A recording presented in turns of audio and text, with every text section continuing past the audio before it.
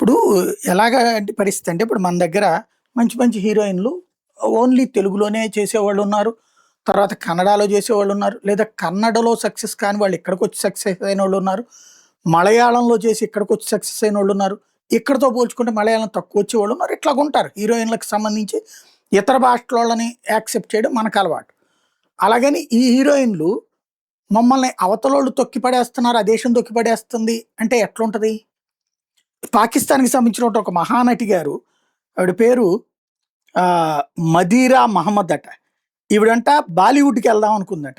అయితే ఈమెకి బాలీవుడ్‌లో అవకాశాలు రాకుండా చేశారట. అలాగే దీన్ని ఈమె సహించదట. అణుబాంబులున్న దేశం అంట ఆవిడది. మేము నిశ్శబ్దంగా ఉండబోము. అంటే ఈవిడ్ని ఇక్కడ బాలీవుడ్‌లో తీసుకోపోతే భారతదేశం మీదకి అణుబాంబులేసేసుద్దా? ఏందది అణుబాంబు అంటే ఏదన్నా జీడిపప్పు, కిస్మిస్ అనుకుంటదా ఏంది గబక్క నోటేసుకొని తినేసి నమిలేయడానికి?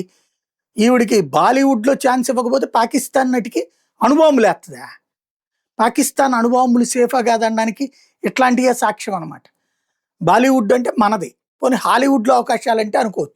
మన బాలీవుడ్డోళ్ళు ఎవరిని తీసుకోవాలో, ఈ వుడ్ వాడు చెప్పడం ఏంటో, పాకిస్తాన్ వుడ్డోళ్ళు చెప్పడం ఏంటో అర్థం కావట్లేదు.